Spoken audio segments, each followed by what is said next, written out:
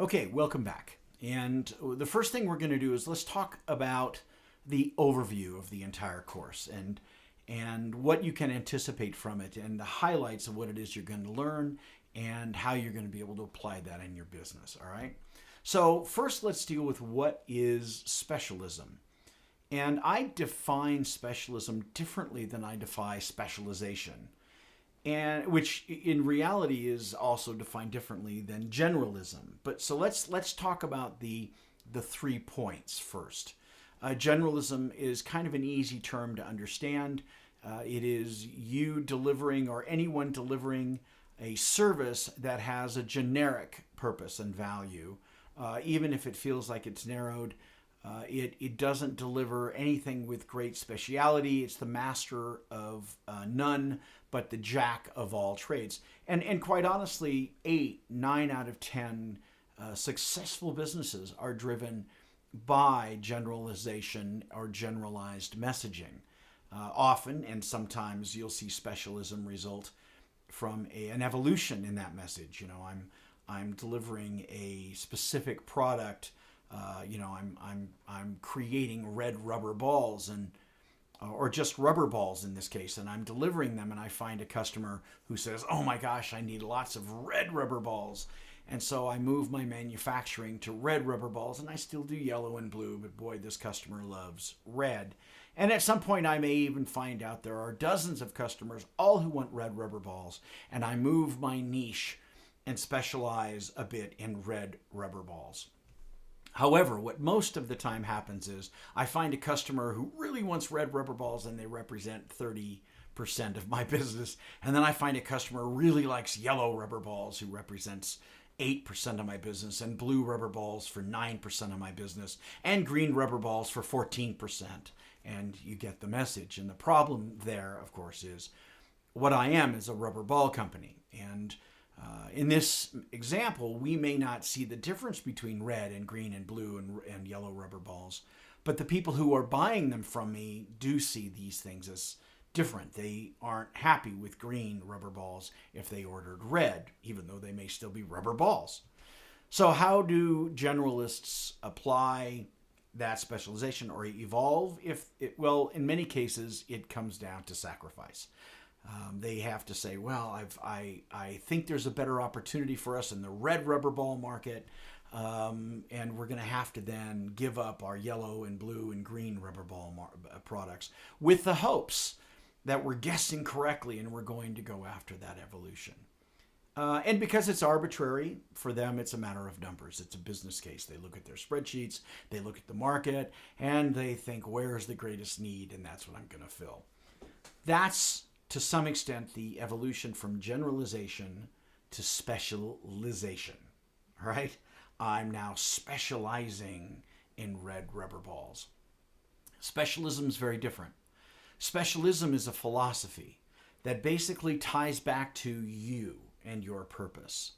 So now you may still choose in that scenario red rubber balls, but it will be because somehow red rubber balls are an extension of your authentic purpose.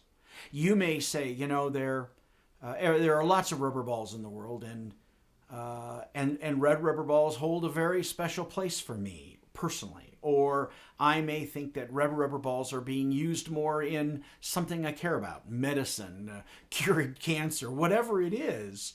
In fact, maybe just making people happy. People like red rubber balls better. Okay, that's why I'm delivering it, because I'm about whimsy and delivering that red rubber ball to that red rubber ball market. From your perspective, though, it's not about the red rubber ball. It's about what your purpose is. And specialism is saying, this is what I'm about. These are the words. This is my brand vocabulary. And my products are going to reflect why I find these things important, why I am personally engaged, and why it's personally valuable for me to present these red rubber balls to the market. Now, am I telling you that you should be selling red rubber balls? I'm really not. It doesn't matter what color your balls are. What I'm trying to tell you is it matters what your purpose is, what your business and brand purpose is. And it doesn't have to be curing cancer. It doesn't have to be that important. What it has to be is authentic. What it has to do is reflect something that drives you. So let's take a step back and kind of just look at general brand messaging. If you go to, if you're in an MBA in university, or you take a business class, they will almost always tell you that the secret to success is for you to define an unmet demand in the marketplace and meet it. And that is actually a great success solution.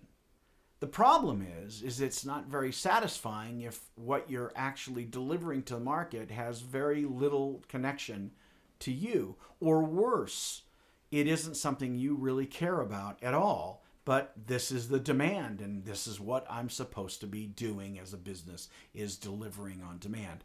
Let me put this into a context.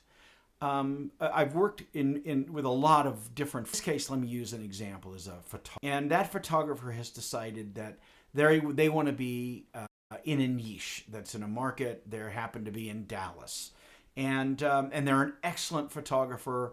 They really know their stuff, and right now they're across the board. They're taking portraits and weddings and bar mitzvahs and seniors and boudoir, but never seniors boudoir. And they've decided that they want to niche focus, right? They took the business class and it said, find a need that hasn't been met and fill it. And it turns out in Dallas at that time of the scenario, there's this big drive towards dog weddings. Everybody's getting their dogs married to each other and having celebrations and ceremonies. And there's a need for a dog wedding photographer. In fact, it's a growing fad. And this photographer says, well, there's a need in the market. Not a lot of people are doing dog wedding photography. I probably should focus all of my energies, or at least the majority of them, on dog wedding photography. Now, you'd think that, well, sure, that makes absolute sense. But in this case, this photographer doesn't really like dogs. In fact, is slightly allergic to dogs. But, the allergy isn't debilitating, and the fact that they don't like dogs, they say to themselves, well, it really doesn't matter. I'm really just a photographer in this case. I don't necessarily have to connect with my subject.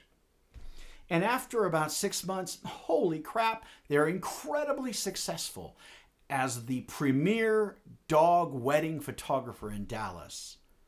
And every morning when they get out of bed to go shoot another dog wedding, they look in the mirror, this photographer who followed the advice of the MBA course, the business course, looks in the mirror and says, what am I doing today? Why did I make this decision? And I can tell you, that's the biggest fail. The smaller fail is that nobody gave a crap about dog wedding photography and you were forced to go back to reassess your business model. There is nothing worse than being successful at something that doesn't satisfy you. Being incredibly valuable to people you don't necessarily, or subjects you don't necessarily care about, or markets that don't resonate with you. I've seen this so many times, and in fact, in most entrepreneurs I work with and I see when I get started, they are stuck in that mode. I made the right decisions, and I started to experience success, and then somewhere down the line, I lost interest. Well, the fact is you probably never had that much interest anyway. We can all get excited about something new, but it is a little like dating compared to marriage when you make a choice about what specialism, what focal point you're going to go after in your business.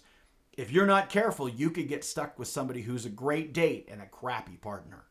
And that's what happens when you make choices about what you want to specialize in that go outside in and not inside out. And specialism is a philosophy that drives you to define what is important to you and what satisfies you, and then shows you how to express that to the market so that you can drive the market and pull the market to you.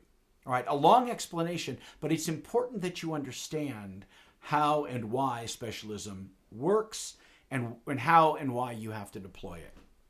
All right, so that's specialism versus specialization or generalism. So now let's talk about how we structure this defining and discovering your authentically unique brand, which is at the core of specialism. I have basically defined it as 4 steps.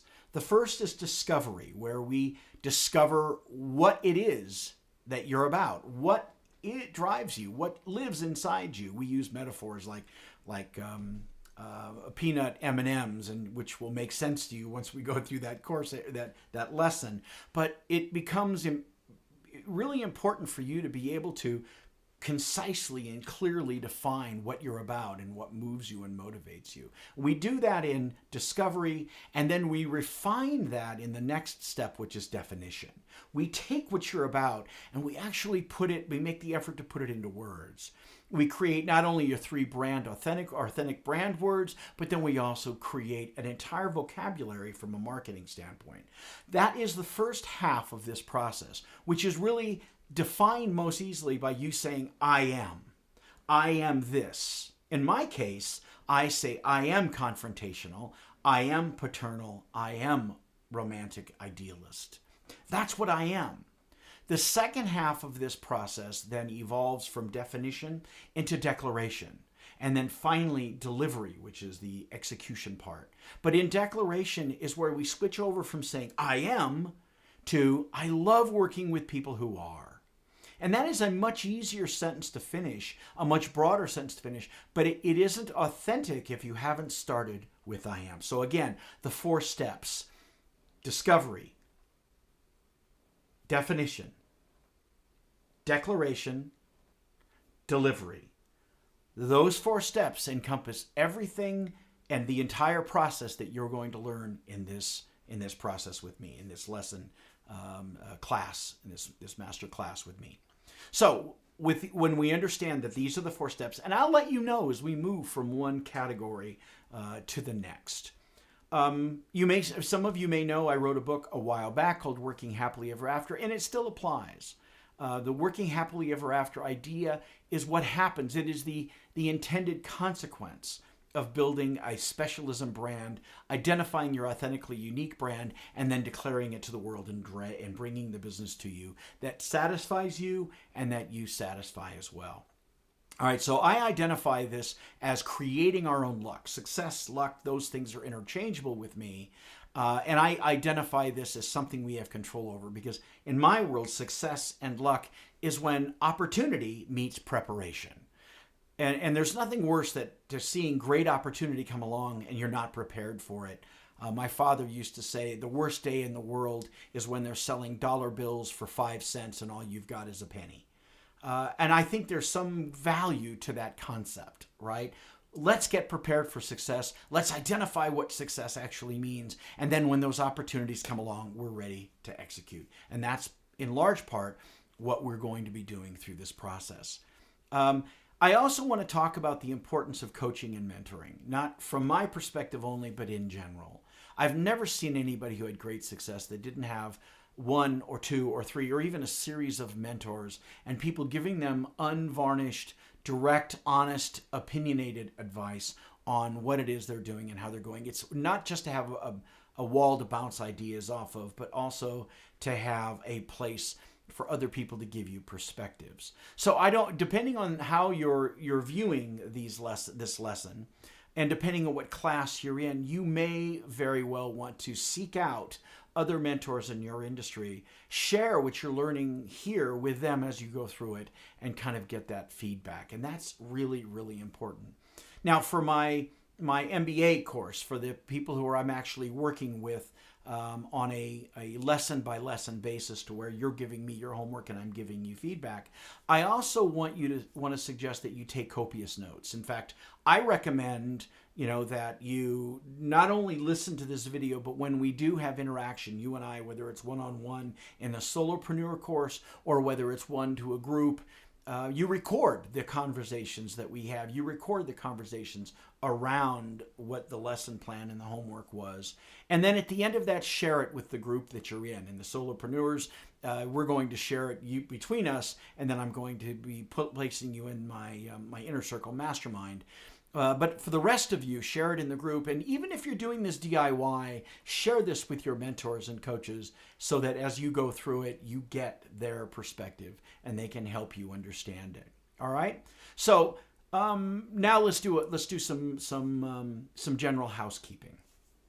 So one of the questions is, do I get a workbook? You should have already gotten that. And that the workbook, the primer, as I mentioned, is my Uniquing Your Brand book, which comes with this course, both as a PDF as well as my narrated version. So you should have that already. And if you do run into issues while the class is going on, I recommend you go back to that and kind of look up where we're going and what we're doing, and it'll give you a nice overview.